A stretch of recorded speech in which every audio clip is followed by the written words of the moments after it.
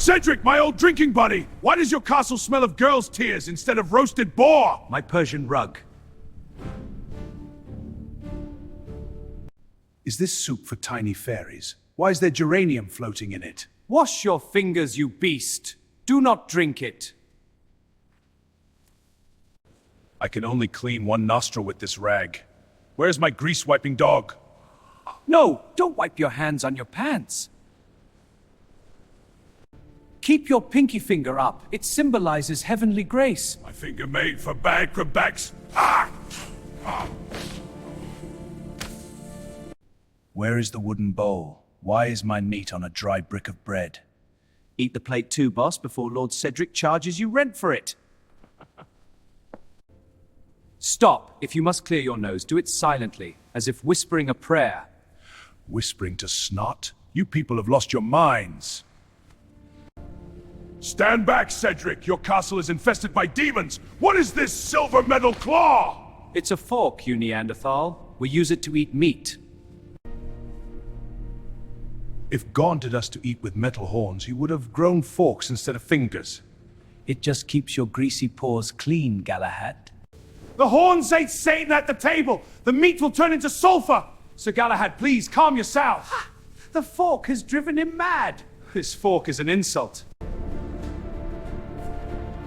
My eye! You will like me with a vegetable. The weapon is unbalanced. It was a defensive strike from the pea. The two-pronged tool is a clear symbol of the devil's ooze. Oh, shut up, father. You ate a whole pie with your bare hands yesterday. I ate this chicken that it may ward off the evil forks. Only a hanged man wears a rope around his neck. I am a free warrior. It is a bib, you giant baby. It protects your armor. Your Italian toy surrendered at the first contact with a Saxon boar. You are supposed to slice it, Galahad, not strangle it with silver. Finally, a proper use for this little silver claw. It scratched the itch It perfect. was a dining utensil, not a stable tool. Why is there an army of spoons here? Is this for clearing dwarf ears? Take the biggest one, boss. You can use it as a shield. You are louder than a dying warhorse. You are ruining the lute music. I survived a 3-year siege. No one complained about my slurping there. Where is the rest of the deer? Why did you serve me a piece of squirrel ear with green glue? It is high cuisine, a delicate sauce of anchovies and tarragon. Put that monstrous blade away. Use a goose feather for your teeth. Feathers are too soft, they get stuck in my fangs. You insulted my appetite, Cedric. I challenge you to a duel of forks. Fine. First one to drop the cheese pays for the ale.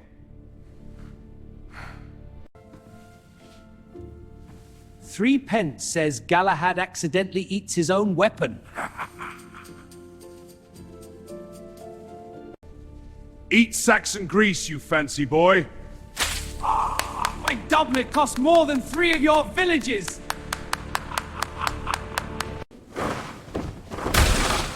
My castle is ruined by this brute. It was an accident. The fork tripped me. Look, Cedric, a real friend. Nothing's near. England is strong because of our hands and axes, not your silver claws and lace rags.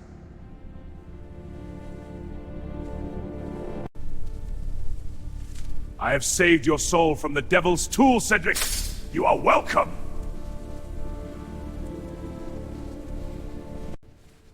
We are leaving with Galahad.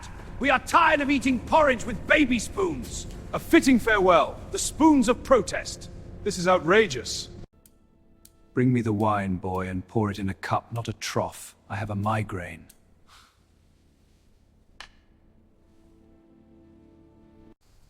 Ah, this is the life. No napkins, no forks, just pure Saxon freedom.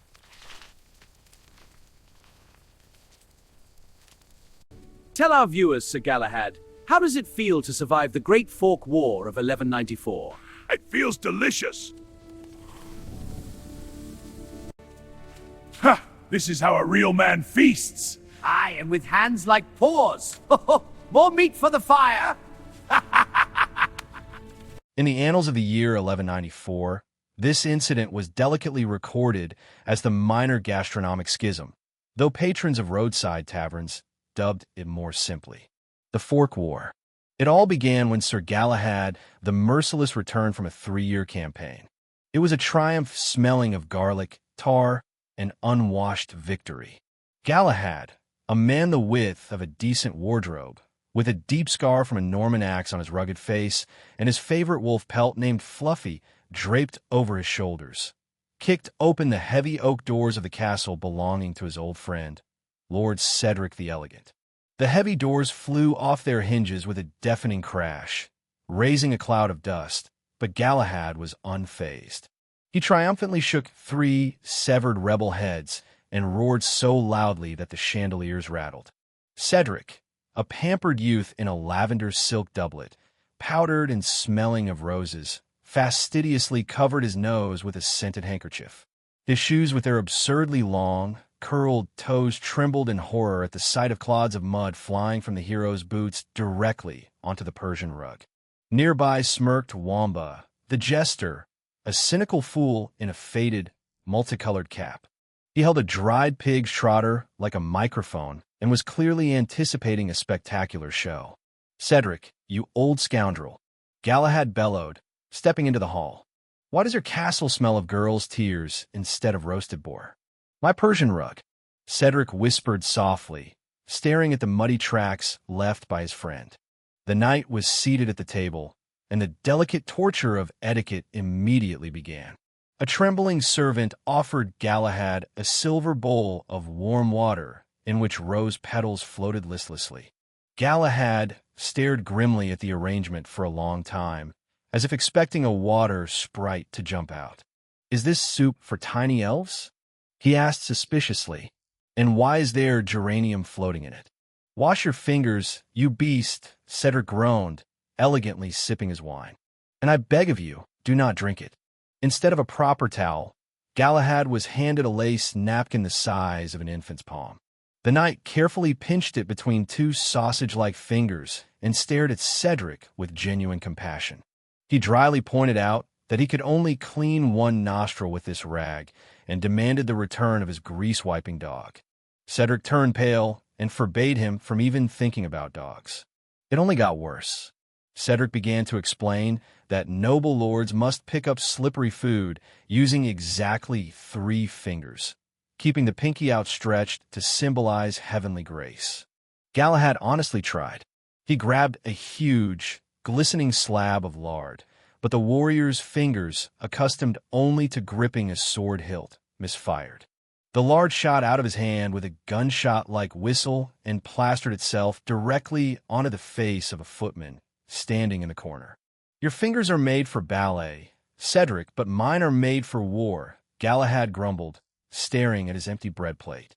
Speaking of plates, the role of tableware was played by a flat, stale slice of rye bread. Galahad paused, trying to figure out where his wooden bowl was.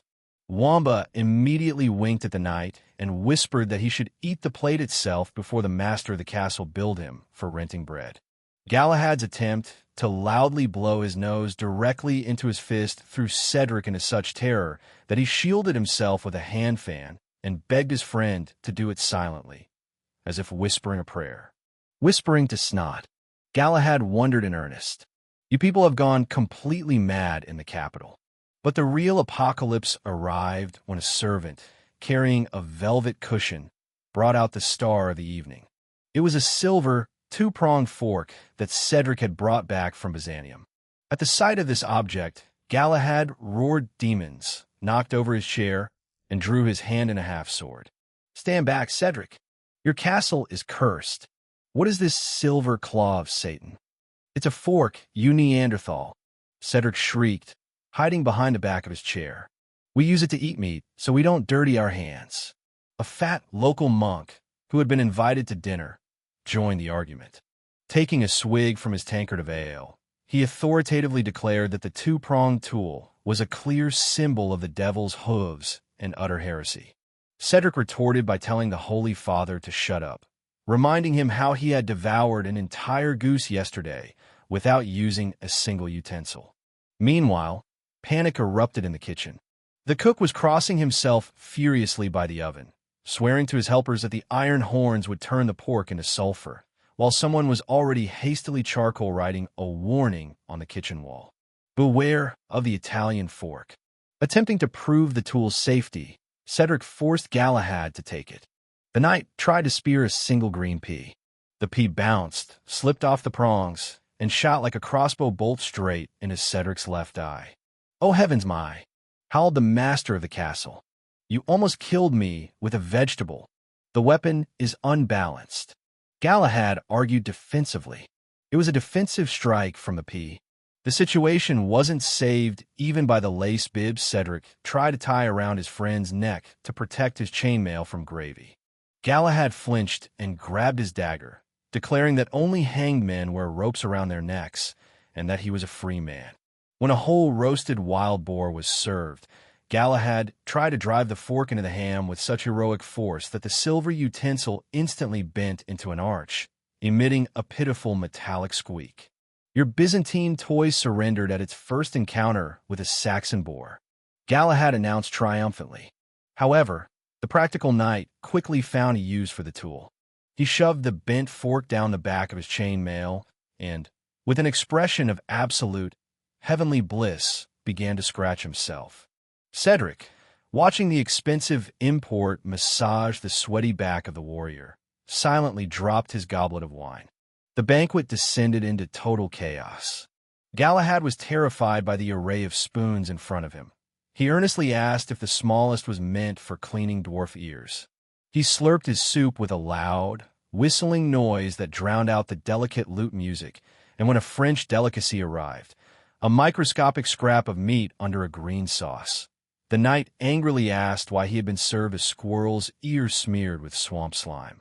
To finish his meal, Galahad casually pulled out a massive combat dagger and began picking his teeth with it. Cedric slumped in his chair, begging him to use a goose feather instead, only to be told that feathers were too soft and got stuck in his fangs. Cedric's patience snapped. "You have insulted my house, my etiquette, and my doublet," he cried, drawing a second fork.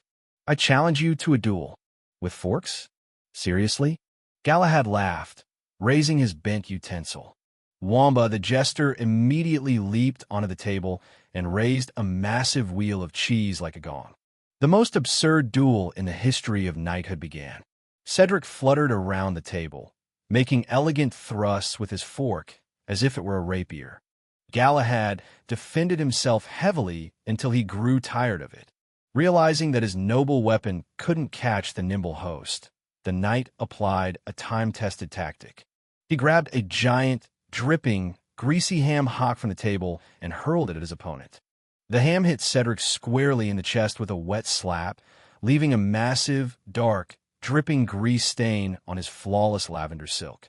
"Eat Saxon grease, you fancy boy!" Galahad roared. "My doublet. It cost more than 3 of your villages." Cedric wailed. Trying to catch a flying fork, Galahad accidentally caught the edge of the heavy oak table and flipped it with a deafening crash. Soup, wine, plates, and leftovers flew in all directions. Wamba barely managed to cling to the chandelier, saving his jester's cap. At that exact moment, a giant wolfhound named Fong, incredibly muddy after a run through the bogs, burst into the hall with a joyful bark. Seeing Cedric lying on the floor in a puddle of gravy, the dog took it as an invitation to play, pinned the lord to the floor, and began loyally and loudly licking his powdered face. "Now, that is what I call a real friend." Galahad laughed, climbing onto an intact chair with a horn of ale in his hand. "No forks or napkins needed. England stands on our hands and axes, Cedric, not on silver claws." As a parting gesture, the knight twisted the bent fork into a shapeless knot with his bare hands and threw it into the fireplace, declaring that he had saved his friend's soul from the devil's snare. Galahad marched proudly toward the exit. Following him, throwing their tiny spoons to the floor in protest, came Cedric's 3 personal guards. They declared they were sick of eating porridge with baby shovels and were leaving to fight alongside Galahad. Wamba waved them goodbye with a dirty napkin instead of a white flag. A few days passed. In a deep, quiet forest, a happy Sir Galahad sat by a crackling campfire. He held a juicy wild boar leg with both hands, grease dripping down his beard, while a well-fed fawn snoozed nearby. A little further away, Wamba was merrily roasting marshmallows on a twig. There were no rules here, no tiny napkins, only freedom and silence. Meanwhile, in the cold and empty hall of the castle, Lord Cedric sat at a ruined table. His once luxurious doublet was torn and stained with soot, his hair was disheveled, and tears glistened in his eyes. He stared in horror at the massive, greasy turkey leg sitting before him. He looked at his clean hands. He looked at the fireplace, where the remains of the forks had burned away. Sighing, Cedric closed his eyes, grabbed the meat with his bare fingers, and desperately bit into it. Grease splattered onto his cheeks. Yet even in that moment, his pinky finger, stubborn and utterly absurd, pointed straight up toward the ceiling. Sitting nearby, the muddy dog looked at him with deep, silent approval. Finally, this guy was learning to eat like a normal human being.